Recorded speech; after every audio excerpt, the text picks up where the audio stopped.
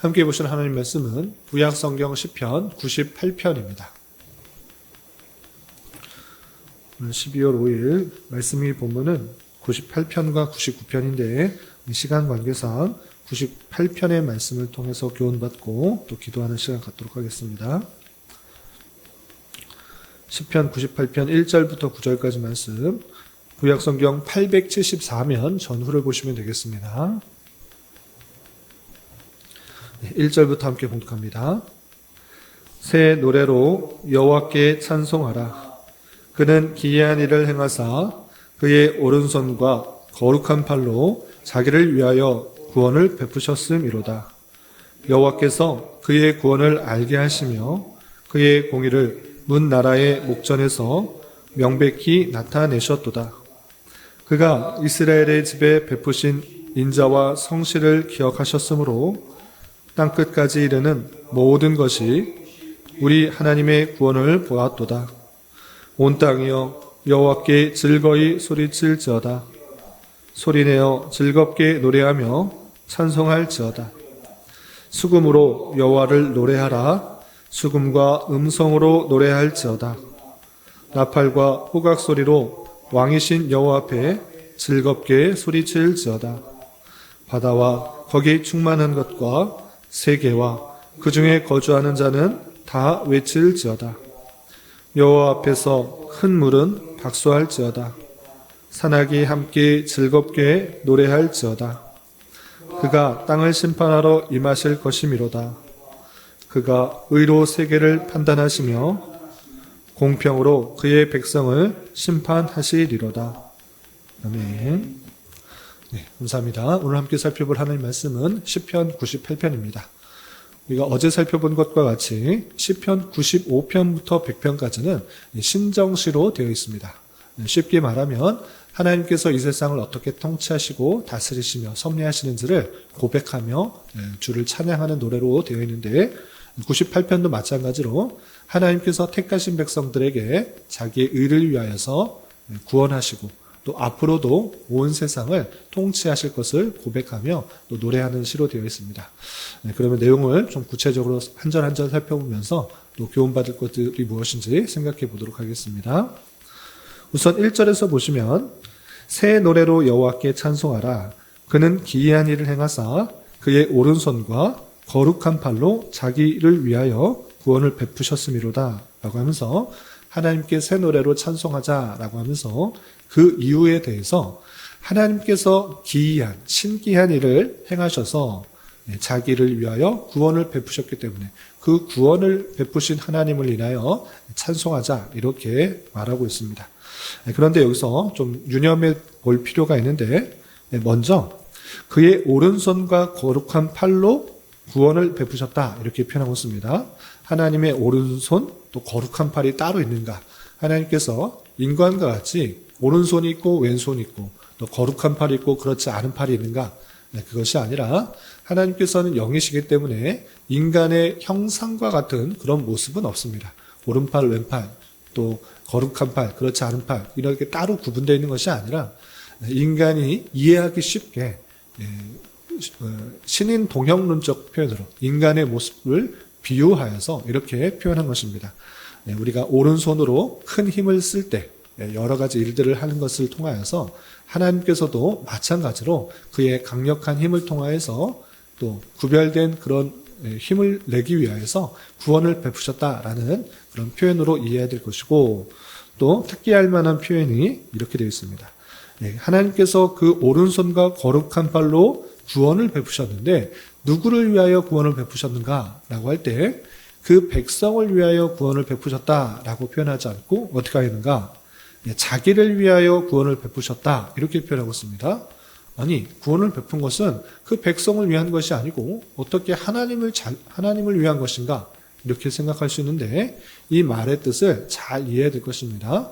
물론 그 백성을 전혀 생각하지 않았다 또는 하나님만을 위해서 구원을 베푸셨다 이런 이기적인 그런 표현이 아니라 이 말의 본디 뜻은 그 백성의 어떠함을 보고 구원을 베푸신 것이 아니라 하나님께서 하나님의 인자하심과 자비하심과 또 신실하심을 위하여 구원을 베푸셨다라는 그런 의미인 것입니다.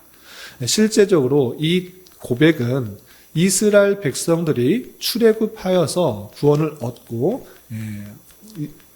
애굽에서의 노예 생활에서 벗어나 자유의 몸이 되었을 뿐만 아니라 하나님께서 약속하신 그 가나안 땅에 입성하게 된 그 모든의 일련의 사건을 구원을 베푸셨다 이렇게 표현한 것입니다. 그런데 가만히 생각해 보십시오. 이스라엘 백성들이 애굽에서 노예 생활을 하다가 자유의 몸이 나와서 출애굽하여서 자유의 몸이 되어서 구원받은 것이 그 백성들의 선함과 의로움과 공의로움과 자비로움 때문에 나은 것입니까? 그렇지 않은 것입니다. 그 백성이 죄가 없기 때문에 그 백성들을 구원하신 것이 아니고 하나님께서 아브라함에게 약속하신 것을 이루시기 위해서 그 백성을 구원하신 것입니다. 그래서 하나님께서 약속하셨을진데 분명히 너의 자손이 4대 만에 애굽에서 나올 것이다 라는 그 말씀, 그리고 약속하신 그 가나안 땅에 들어갈 것이라는 그 약속하신 그 하나님의 약속의 신실성과 그 언약을 지키기 위한 하나님의 그 신실하심 때문에 자기의 그 신실함을 지키기 위해서 구원을 베푸신 것입니다. 마찬가지로 인간의 선행과 인간의 의 때문에 구원받은 것이 아니라 하나님께서 택하신 백성들에게 약속하신 그 언약을 지키시기 위하여 그 신실성을 보이기 위해서 구원을 이루셨다 이렇게 고백하고 있는 것입니다. 이렇게 시편 기자는 자신의 선행과 의, 자신의 어떠함 때문이 아니라 하나님께서 먼저 택하여 주시고 또 그 언약을 맺어 주셨을 뿐만 아니라 그 언약을 신실하게 이루어 주신 하나님의 놀라운 그 의, 그리고 선하심, 그 자비하심을 근거로 감사와 찬송과 영광을 돌리고 있는 것입니다. 또한 2절에서는 이렇게 표현하고 있습니다. 2절 보시면 여호와께서 그의 구원을 알게 하시며 그의 공의를 문 나라의 목전에서 명백히 나타내셨도다 라고 표현하고 있습니다. 그래서 하나님께서 구원을 아무도 모르게 하신 것이 아니라 모든 나라들에게 땅끝까지 퍼지도록 그 구원을 보게 하셨다 이렇게 표현하고 있습니다. 그리고 그것이 공의의 하나님이라는 것들을 드러내셨다라고 표현하고 있습니다. 공의는 무엇입니까? 잘못한 것을 바로 지적하고 또 올바르게 하는 것이 공의인 것입니다. 그럴 때 하나님은 공의를 나타내셨다라고 표현하고 있습니다. 이 표현을 통해서 이스라엘 백성들을 택하여 주시고 그에게 약속하신 것을 신실하게 이루시기 위하여서 출애굽하셨을 뿐만 아니라 그 백성들이 가나안 땅에 들어가게 된 것은 그 가나안 백성들의 죄악들이 관영할 때까지 기다리셨다가 그 죄악에 관영할 때 하나님께서 이스라엘 백성들을 통하여서 그 죄악들을 완전하게 멸하신 그 공의를 보이신 것입니다. 그래서 하나님께서 죄악을 하나님께서 말씀하신 그 말씀에 그 벗어난 그 모든 죄악들을 반드시 심판하신다는 것들을 보여주시는 놀라운 공의의 하나님이시고 또 하나님의 택하신 백성들은 그 공의의 하나님께서 신실하게 구원하셨다라는 것들을 그 백성들뿐만 아니라 모든 백성들에게 알려주게 하셨다라는 것들로 고백하며 찬송하고 있는 것입니다. 그리고 이것이 땅 끝까지 이르는 모든 것이 우리 하나님의 구원을 보았도다라고 하면서 그 이스라엘 주변의 지역에만 그 소문이 나는 것이 아니라 그 땅 끝까지 이 세계 지구의 모든 백성들이 그 사실을 알도록 그 공의와 하나님의 인자하심들을 나타내셨다라고 하며 시편 기자는 더욱더 찬송하고 있는 것입니다. 그러면서 3절에 정확하게 이렇게 고백하고 있습니다. 3절 보시면 그가 이스라엘 집에 베푸신 인자와 성실을 기억하셨으므로 땅 끝까지 이르는 모든 것이 우리 하나님의 구원을 보았도다라고 하면서 하나님께서 이스라엘 집에 베푸신 인자하심과 성실하심이다라고 표현하고 있습니다. 하나님께서 그 인자하심으로 그 백성들에게 행하셨던 약속하셨던 것을 성실하게 행하심으로 말미암아 구원이 이루어졌다라고 표현하고 있는 것입니다. 그리고 땅 끝까지 이르는 모든 것이 하나님의 구원을 보았다 하면서 하나님께서 이전에 이스라엘 백성들을 택하여 주시고 또 그 백성들에게 약속하신 그 출애굽, 구원의 사건들을 신실하게 이루어 줬다라는 것을 회고하면서 다시 생각하면서 하나님을 더욱더 찬송하고 있는 것을 볼 수 있습니다. 그리고 이어지는 4절부터 8절까지는 이 놀라운 하나님, 약속을 신실하게 지키시고 또 성실하게 이행하시며 인자와 자비와 긍휼을 베푸시는 그 하나님에 대해서 이스라엘 백성들만 찬송하는 것이 아니라 온 세계, 모든 민족, 모든 방법을 동원하여서 하나님을 더욱더 찬양해야 된다라고 촉구하고 있는 것을 볼 수 있습니다. 그래서 4절 이하 8절까지 보시면 먼저 4절 온 땅이여 여호와께 즐거이 소리칠지어다. 소리내어 즐겁게 노래하며 찬송할지어다 라고 하면서 하나님께 찬송하고 영광 돌리는 것을 이스라엘 백성들에게 국한하는 것이 아니라 모든 백성에게 미쳐야 된다라고 표현하고 있는 것입니다. 왜 그러한 것입니까? 왜 이스라엘 백성들에게 구원을 베푸신 것이지 왜 온 땅이 함께 찬양해야 된다라고 하는 것입니까? 그것은 계속해서 나오겠지만 하나님의 택하신 백성들이 혈육적인 유대인들에게 그치는 것이 아니라 온 땅에 미치게 될 것을 이스라엘 백성들을 통해서 알려주었기 때문에 그렇습니다. 하나님께서 택하신 백성들이 온 세계 모든 민족, 모든 백성들에게 퍼져 있을진데 하나님의 놀라운 인자와 자비와 또 긍휼과 또 공의를 통한 그 구원 계획이 이스라엘 백성들의 모습을 통해서 알려주는 것이고 그 백성은 신약시대에 약속하신 예수 그리스도께서 이 땅에 오시고 십자가에 달려 돌아가신 그 사건으로 말미암아 모든 민족, 모든 백성에게 확대되고 있음을 알아 그 찬송이 온 땅으로 퍼져나가야 될 것을 촉구하고 있는 것입니다. 또한 5절 이하 이런 표현도 있습니다. 5절, 6절 보시면 수금으로 여호와를 노래하라. 수금과 음성으로 노래할지어다. 6절 나팔과 호각 소리로 왕이신 여호와 앞에 즐겁게 소리칠지어다 라고 하고 있습니다.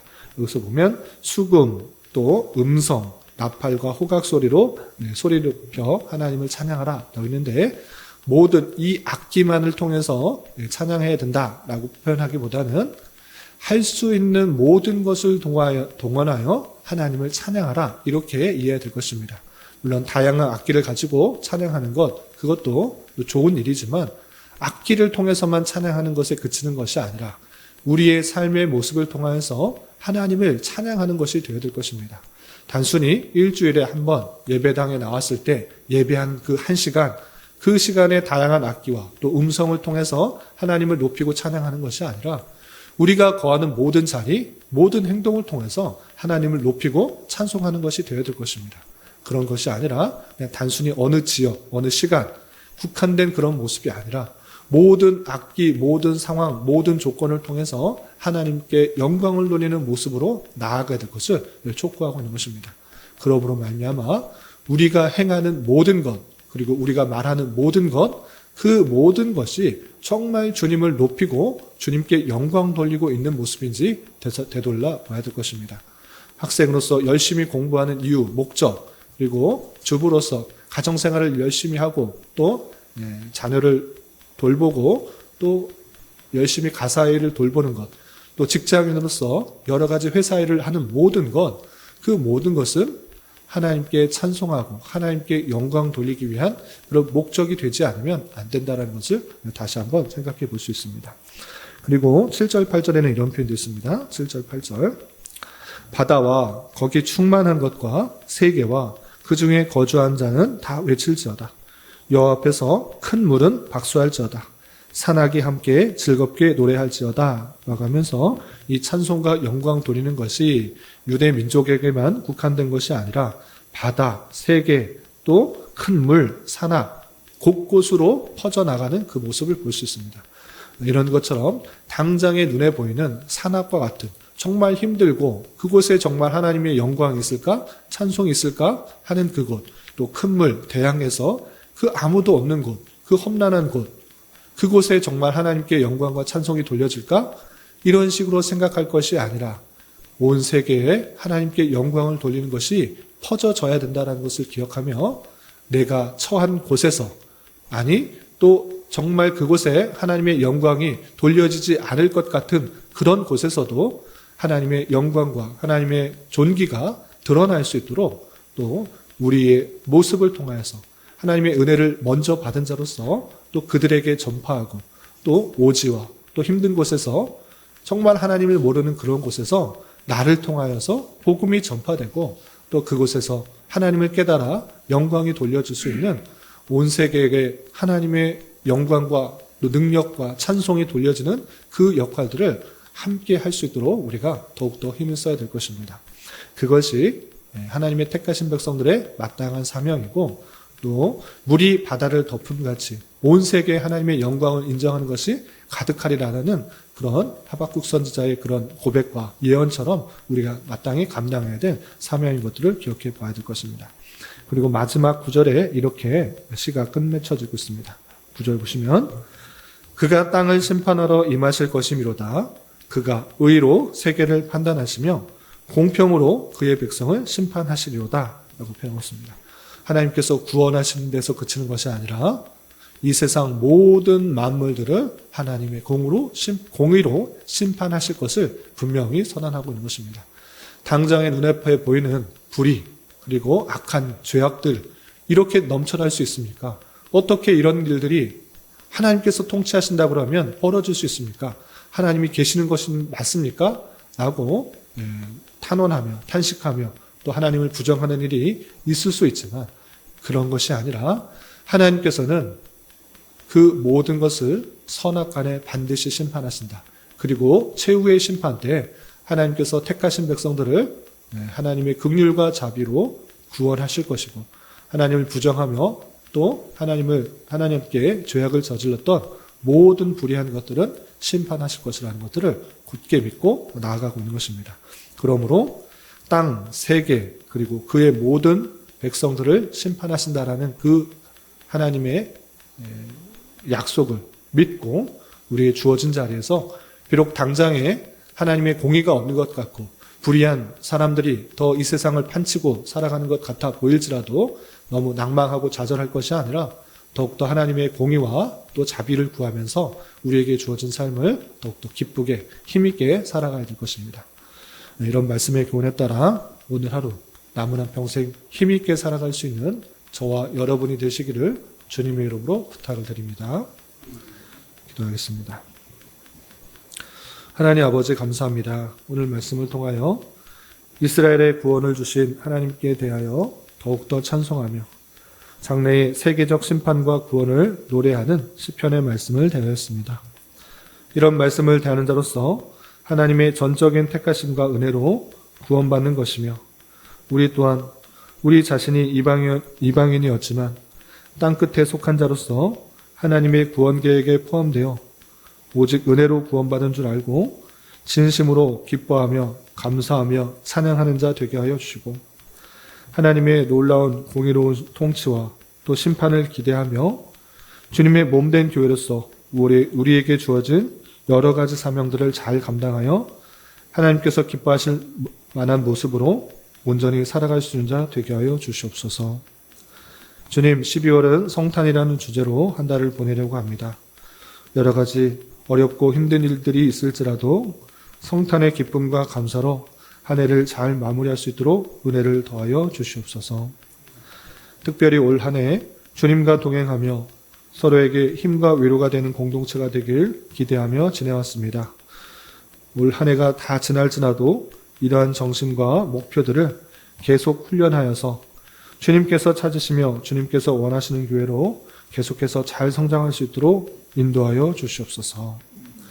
주님, 교회 내 육체의 질병과 연약함으로 가족의 전도와 신앙을 위해 자녀의 학업과 진로를 위해 가정, 직장과 사업장의 문제로 주님께 간절히 기도하는 여러 지체들이 있사오니 주님께서 그 모든 상황과 여건, 마음과 생각을 주장하여 주셔서 우리의 기대와 소망보다 훨씬 더 풍성한 것들로 채워주시는 하나님을 깊이 경험할 수 있는 교회 되도록 인도하여 주시옵소서. 이 시간 각자 간절하게 간구하는 기도 제목 주님께서 들으시고 가장 선한 것들로 응답하여 주시옵소서. 예수님의 이름으로 기도 올리옵나이다. 아멘.